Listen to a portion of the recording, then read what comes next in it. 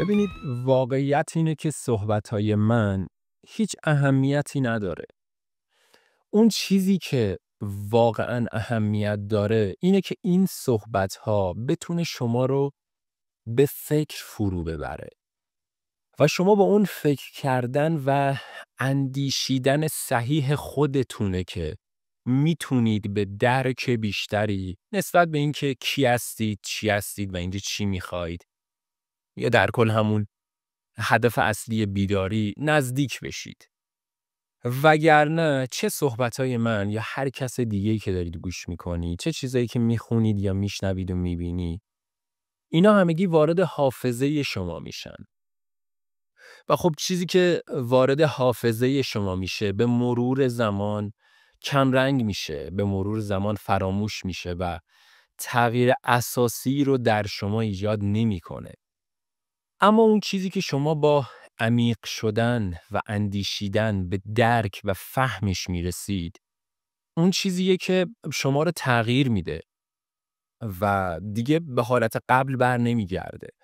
به خاطر همینه که میگن مسیر آگاهی یک مسیر یک طرفه است. یعنی شما چیزی رو که میفهمی رو دیگه نمیتونی نفهمی، چون از اون لحظه به بعد که شما به درک جدید و فهم جدیدی میرسی، دیگه اون آدم قبلی نیستی.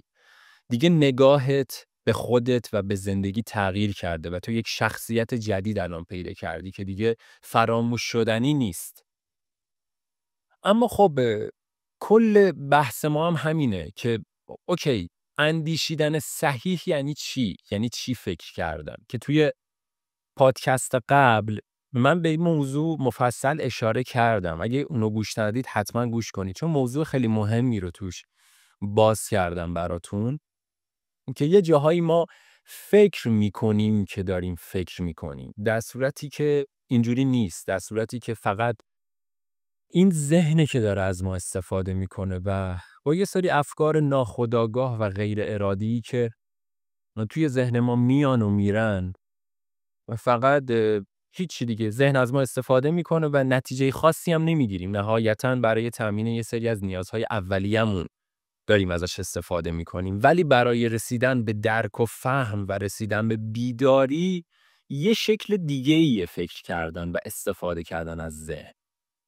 ببینید، تا زمانی که شما فکر نکردن رو یاد نگیری، فکر کردن رو یاد نمیگیری. این موضوع مهمیه که باید متوجهش بشید و این سد اصلی بر سر راه فکر کردن همین موضوعه که شما اول باید بتونی این افکار غیر ارادی و ناآگاهانه‌ای که از صبح وقتی چشمتو باز میکنی دائما داره توی ذهنت با یه ریتم بسیار بالا وارد میشه و خارج میشه، راجع به موضوعات مختلف در زمانهای مختلف از گذشته و آینده میان و میرن و عمدتاً هم پوچن، یعنی نتیجه خاصی و حاصل نداره برای ما. اول شما باید بتونید اینا رو متوقف کنید یا حداقل ریتم این افکار رو بیارید پایین. چرا؟ چون ببینید، ذهن اون وسیله‌ایه که آگاهی ما و روح ما میتونه از طریقش ادراکات و فهم خودش رو به ما منتقل کنه. این بستر اصلی تفکر ما توی ذهن داره انجام میشه. و خب این نیاز به یک فضا داره.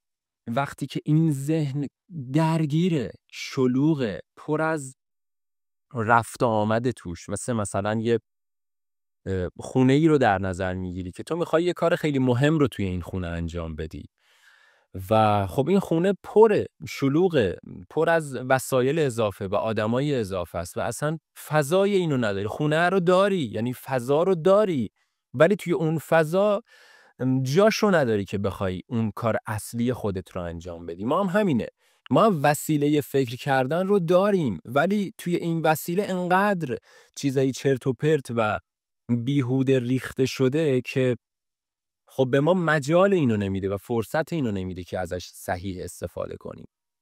پس این ریتم ذهنی باید بیاد پایین. ببینید، ما به 1% تمرکز و انرژی ذهنی مشخصی احتیاج داریم که بتونیم روی یک موضوع عمیق بشیم. یکی از معانی مدیتیشن کردن هم همینه.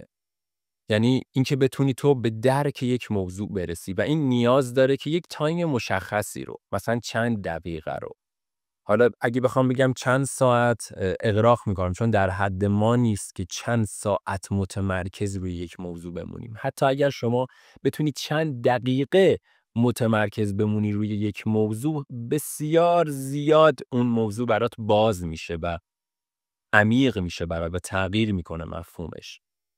حتی چند دقیقه.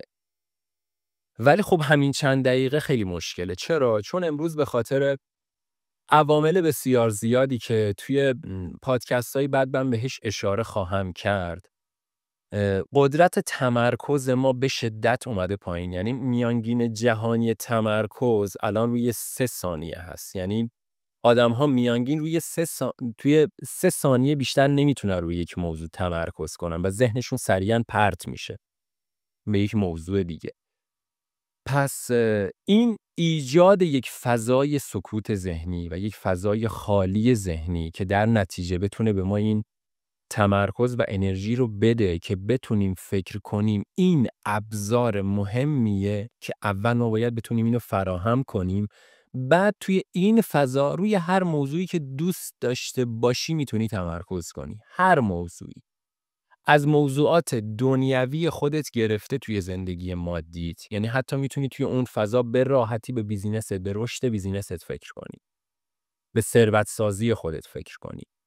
یا میتونی ازش استفاده بهتر کنی، در جهت رشد آگاهی خودت استفاده کنی از این فضای ایجاد شده در ذهن. چون هر چقدر ریتم ذهنی میاد پایین، اون فرکانس و ارتعاش شما میره بالاتر، انرژی شما قدرت بیشتری پیدا میکنه. انگار که ما اگر در نظر بگیریم یک میزان انرژی مشخص داریم در طول روز که از لحظه‌ای که از خواب بیدار میشیم داره در رابطه با موضوعات بیهوده و مختلف زیادی این انرژی صرف میشه و پخش میشه و اصلا انرژی متمرکز و واحدی نمیمونه که بخواد به یک موضوع اختصاص داده بشه و توی اون موضوع ما رو به نتیجه برسونه. اما چطوری این فضای ذهنی رو باید ایجاد کنیم؟ خود چطوری ایجاد کردنش رو، حالا اینکه با چه تکنیکایی میتونید انجام بدید، باید سعی کنم توی 1-2 تا پادکست اون تکنیکایی به درد بخور رو بهتون ارائه کنم. ولی نکته اصلیش رو اگر بخوام بهتون بگم که تمامی تکنیک ها و تمامی تمرین هایی که حتی اگر خودتون برید جاهای مختلف یاد بگیرید، خلاصه میشه توی یک موضوع: در لحظه بودن. ببینید، شما در لحظه اکنون، در لحظه حال اگر قرار داشته باشی، بیشترین فضا رو برای اندیشیدن در اختیار داری.